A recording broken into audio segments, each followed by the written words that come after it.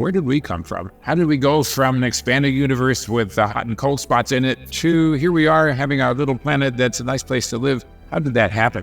And we also really want to know, are we alone? Everybody wants to know that. My personal opinion is, no, we're not alone, but the neighbors are really far away. Even though we know most stars have planets, we have not found any systems that resemble our own solar system yet. There's a lot of mystery here. Dr. John Mather, Senior Project Scientist of the James Webb Space Telescope, which has been in the news for some reason. We don't know. I mean, maybe it's because John, his chapter in this book, which he doesn't even have a copy of, Into the Impossible. This I'm going to send you right after this interview, John. Forgive me. John, how are you feeling? How are you doing right now? I'm great, and I'm greatly relieved because now that we've gotten to this point, I'm just beginning to think of all the things that were dangerous along the way. Yes, everything that could have gone wrong didn't go. Could have gone wrong, didn't go wrong, but it still must have been incredibly nervous. Yeah, well, I wasn't nervous, but maybe I should have been. Other people were because they were actually taking care of all those things that I should have worried about. And so plenty of people were nervous and doing their job. So anyway, yeah, so appreciative and so thrilled that it worked perfectly. It is so perfect. It's beyond expectation. It's almost beyond hopes. So the optical quality is brilliant. So we promised diffraction limited quality images at 2 microns wavelength, and it's almost twice as good as that. And John, just from a human perspective, I believe you started working on this in 1995. I did. COBE was still going on back then. How did this work for you? What was this career step like for you? How did you have the courage to do this? And what does it mean after almost 30 years? Oh my goodness. Well, COBE was just finishing. We launched the COBE in 1989 and we ran it for 4 years. So I was more or less finished with my part by 1995, and I'm thinking what to do next. And I was surprised. I got a phone call from NASA headquarters. Would you like to work on this new mission? We're starting a study. And I thought, absolutely, this is the coolest thing I've ever heard of.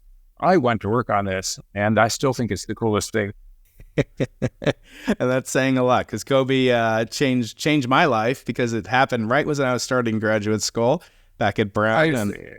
Yeah, it certainly did. And it changed your life too. Eventually you would win a Nobel Prize with George Smoot for that work. Did you have, I know like those of us that have children are blessed to have children. Those of us that are blessed to have more than one child, we always say when they ask us, I used to ask my mom, there are four of us brothers. I said, Mom, who's your favorite kid? She'd say, that's like asking me to choose my favorite arm. And I'd say, Mom, you're right. You're left-handed. You're left-handed, Mom. Come on. Of all the stuff that Webb can do you have a favorite? Well, I think taking pretty pictures is my emotional favorite. So what's the science behind that? Well, the first objects that grew out of the Big Bang material, that's the continuation of my fascination with the history of the universe. Something's out there that we didn't expect. I think so. So just recently, we're just getting a hint from theoretical predictions about how the first gigantic black holes might have grown. It's one of those top mysteries of science. We detected the dark matter effects. We detected the effects of dark energy, and we still do not know what made the giant black holes grow. We know little ones can grow from stars that blow up, but we can't really figure out how the big ones got there. And since there's a big one in the middle of every galaxy, that's a disaster for comprehension. We got to deal with this. So we got predictions, of course, but now we have to get pictures and data. And so that's one of our top challenges. Yeah, indeed. So I was able to take some questions from my audience of over 100,000 people that are part of this project that I call Into the Impossible. It's your second time on the podcast, and I'm so grateful that you took this time during this week. We only have about 20 minutes before your next series of meetings, but I wanted to maybe start off with just a personal question, a question from me. When we look at the results and the impact they're having on society as a whole, to what do you attribute this fascination? Is it the pretty picture phenomenon, or is it really the public has gotten accustomed to these fantastic, not only images, but the data from things like Hubble and things like all the other great NASA projects and ground-based projects too? What do you attribute the fascination of the public? This is so arcane and it took so long. Why is the public so interested in this? I think they're interested in the same question I'm interested in. Where did we come from? What's the history? How did we go from an expanded universe with hot and cold spots in it that we measured with the COBE to here we are having our little planet that's a nice place to live? How did that happen? And there's so many steps that astronomers can work on. The formations of the stars and the galaxies and the black holes and all that stuff. How did the planets grow? Of course, we want to know. And we also really want to know, are we alone? Everybody wants to know that. My personal opinion is, no, we're not alone, but the neighbors are really far away. In other words, a good planet is hard to find. And even though we know most stars have planets, quite a few, we have not found any systems that resemble our own solar system yet, which is to say 3 or 4 little rocky planets in the middle, then 4 or so big cold gas giants way out there. We don't have anything like that to point at in what we've found so far. So what's going on? Our solar system might be special. So we know Earth is already special here in the solar system. It's the only place where we can live. And so what's going on? How come? There's a lot of mystery here. And of course, we all want to know, is there life on Mars? And we can find out by going there and getting some pieces and bringing them back.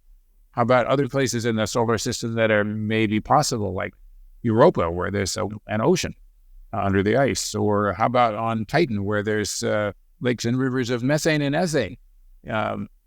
Stuff could be happening that we could find by actually bringing pieces home. And that would be maybe even more exciting than our beautiful pictures.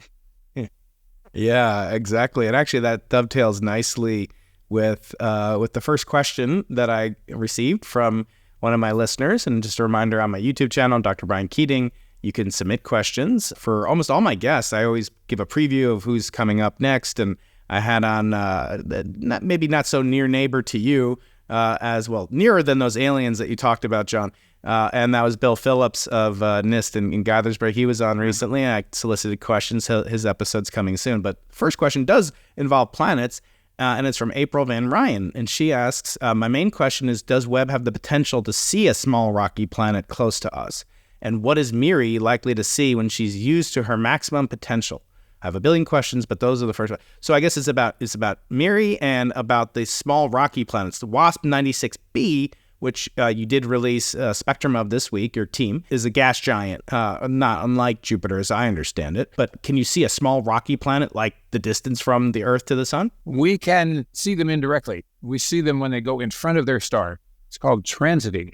Here in the solar system, we watched Venus do a transit across the sun a little while back, and the sun got extremely tiny bit fainter for a little while because some sunlight was blocked. We do the same thing with little planets way out there. We will several dozen planets in this first year, including about 24 little ones. But unfortunately for us, the only ones we can study are the ones that orbit very small stars, M stars they're called. And so the planets are very close, and it's a pretty hostile place for a planet. So we'll study them. Some people think they will surely have atmospheres. Other people think surely they will not. So we will be trying that experiment as soon as possible. In fact, I'm not sure when the first ones come up in the schedule. It's pretty soon. Right. So we'll try that. So the other thing she was asking was about the MIRI, which is the mid-infrared instrument, and we will be using it for this transit spectroscopy study also. It is none of our instruments are capable of seeing a little Earth orbiting a sun-like star. It's just too faint. But we do have pretty good performance for our coronagraphs, which enable us to see brighter planets orbiting their stars. So we are going to be trying that. We're obviously going to try the obvious cases. What about Alpha Centauri? What about Proxima Centauri? We will look. Plenty of people think we won't see anything, but of course we have to look. Yes, that's right. It's the Wayne Gretzky principle. You miss all the shots you don't take. But there's so many, and the resolution's so phenomenal. My thumb's rather occupied right now holding up good old Carl Sagan, but yours is free to push that like button. And don't forget to subscribe. It really helps us with the algorithm.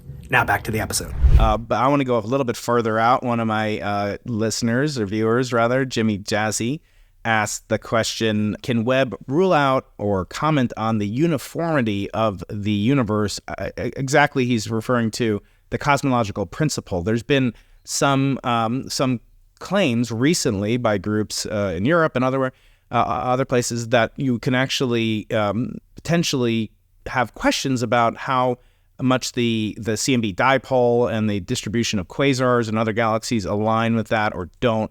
What about going to cosmology in a survey sense? Is Webb equipped or positioned in any way to look at things and see, potentially to comment on whether or not the cosmological principle might have some need of an update?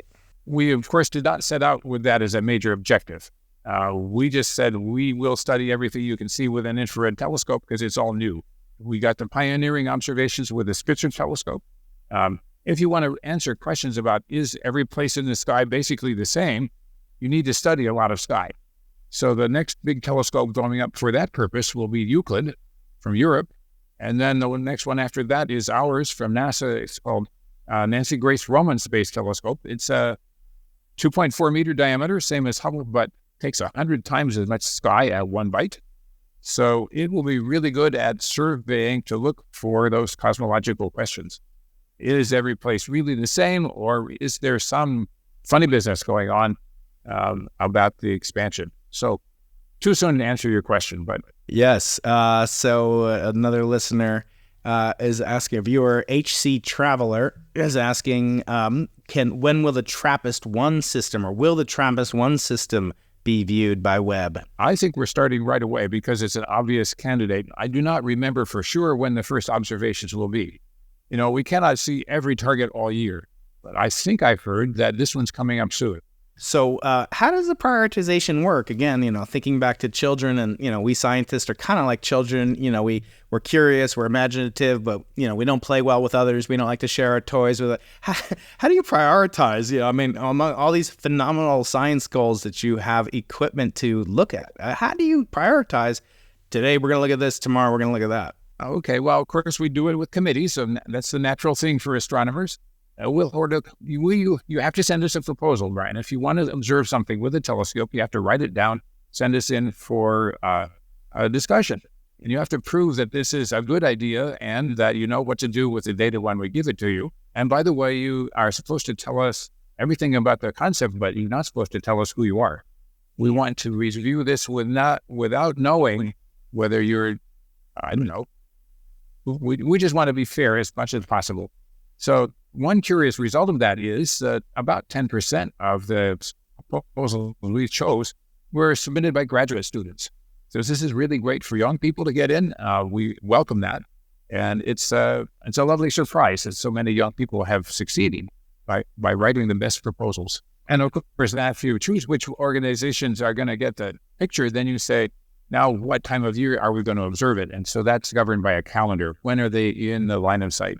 When can the telescope point at that target? How long will Webb last in an optimistic scenario?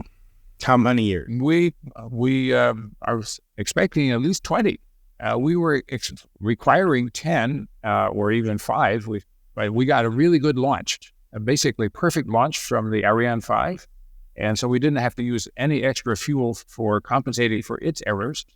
And now it turns out we're not even using up fuel as fast as we thought we would. So maybe even more than 20 years is possible. So if you've just been born, you might still have a chance to use this telescope. That's right. So some of our graduate students, hopefully will be working on this, our grad students. WD asked a question. Thanks you for your great service, giving us eyes that we've never had before. My question is, now that JWST is a reality, are there any projects on the horizon that not only will self-assemble the way that the Webb did, but maybe self-replicate? Could you see a telescope factory in L2 the way that Webb is, but making other telescopes for the future? Is that even a conceivable possibility? Well, people like to speculate about that, and we draw sketches of how we would do it. But so far, it looks kind of fanciful because we haven't gotten to the first steps. Everything we've done in space required astronauts to put it together. So Webb is sort of the most elaborate self-assembling thing we've done for astronomy. And it was pretty scary because, when you put it together, you say, what if it doesn't work? Oh my gosh, what do we do then? And that is so Well, when we started, it was impossible. Now it is possible to get a rocket out there with help. So we do design our next missions with this in mind, the possibility of sending help, either robotic or human. But at least Webb was done without that possibility, and that's pretty scary. Yep. As you took the advice, you went into the impossible. You did the impossible. Missy Carr is a good friend. She's saying, this is so great. Thank you. You're the coolest thing. The question is now about in our solar system. What can it do with regard to, say, Europa? Can we look at Europa, and where's most of the exoplanet science going to come from with Webb? Is it images or spectrum? Oh, okay. Well, first Europa. We will be watching Europa because it's got an ocean with ice over it, and there are cracks in the ice where water comes spitting out, and we discovered that with Hubble. We will be looking at those same places with the Webb to see, can we see it with infrared signals? And I don't know. We will try it. Why would we care? Well, you'll learn something with Webb, but we're also planning to send a mission out there to fly through those plumes of water and see, do they have other molecules in them, like organic molecules? And I don't know whether they do or not, but personally, my guess is that ocean could be alive. Why not? And in that case, look for complicated molecules. So we'll do that. So the other question was more about what are we going to observe about exoplanets. And so we'll be working on the easy ones and the hard ones. The easy ones are the big ones, like the one we already showed, where it's a big planet and obscures quite a lot of the starlight, and we already know that it's got water in it. But when we say water, we really mean steam. We will be looking at a wide variety of these things, some hot and some cold, some big and some small, because we just do not really know where to look. We should look at everything. Don't just look where it's easy, look where it's hard. Don't assume you know the answer of what the right place to look is. As you know, everything about exoplanets was a big surprise. When Mayor and Kalos looked at their data to see if there was a planet there, they didn't expect it. Other people had taken data and they hadn't even looked at the data to see if there was a planet in there because, of course, who wants one of those? We want Earth. Well, there wasn't any Earth in that system, but there were these other remarkable surprises, and everything's been a surprise. So I don't know what the next big surprise will be. Maybe it'll be all those little rocky planets have atmospheres. Maybe it'll be that none of them do. And too bad. No, you can't do chemistry on nothing. So go build the next telescope. That's what that'll tell us. Yeah, there are questions about that too. Maybe just when we look out at the current data, it's just astonishing to think that you started working on this project in '95, and that's when the first exoplanets were really coming to the light of reality. And so that wasn't, as I remember, that wasn't really part of the original mission design, of Webb, but it kind of has become this almost unique niche that Webb can accomplish. I wonder, John, can you talk a little bit about the partnership between experimentalists like you and observers, but also with theorists? A question is coming in about that. Is there what kind of tight-knit partnership? I remember on COBE, from an outsider's perspective, you benefited tremendously from the involvement of theorists. How does that work with Webb? Is there still an opportunity for theoretical contributions, or is it basically they're going to look at the data and like everybody else? How does that work? Okay, well, it's sort of a lot of different phases of a project. When an instrumenter like me says, well, I've got an idea. Oh, that's cool. That's just an idea. Well, why would you want to do that? Then you have to say, if you could do it, what would you find? What might you find? What are the mysteries that you would really address? So for that, we need imagination. We need the people who have already done the work of observing, and they say, well, I can't see far enough. Or the people who do the calculations see, I imagine that this could be, but how can you tell? So we can't get the resources to build that equipment unless you tell us to. So that's at the beginning. Then after we do get along the ways, then suddenly theorists say, I better predict what they're going to see before they see it, so I can get my credit for my proper kind of imagination. And that happened with the COBE satellite. When we started, there was no prediction anybody could believe. By the time we launched, there were some really good predictions, and some people got it right, what we would see. Other people were completely amazed. They thought, oh, that can't be right. So when we published the map of the anisotropy with the hot and cold spots, there were a few people that had a pre-written scientific paper that was only waiting for the information to come from our data release, and in a day they had it submitted. So we expect some of that for the web as well. We told people what data we would take, and they will be ready to plug it into their papers and say, here we are. We know what that means. So, John, I know you only have about 5 minutes left. I want to be so respectful of your time. We have so many questions. People are just so delighted that you're taking your time, and you've always been a public servant in such a wonderful way, both as an inspiration to young scientists, like when I was young.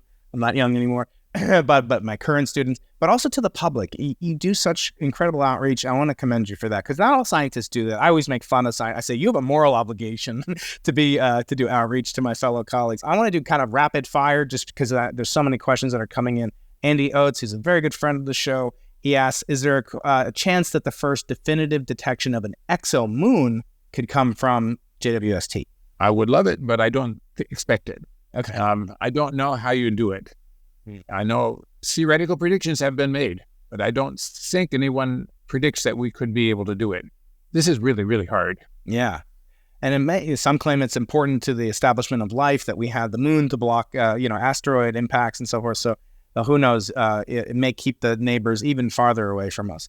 Gunnar McStabby, which is kind of a scary name, he asks, are there models of what look like SMACS, what the SMACS cluster would look like in previous years versus today? Is there any way to do a differential between these very distant galaxies and see how many more galaxies is the universe producing more galaxies that we could see from the web data that you have? Okay, well, I don't know about that specific place, but we do have movies that are made by supercomputers. You say, I know how the universe started. I've got the hot and cold spots. I know gravity works this way. Start the computer running and simulate everything, and you can get beautiful movies of how the galaxies grow. And we have gotten pretty far with that project. Not only can you make movies about how the galaxies stuff would grow, but you can even now make simulated Webb telescope images.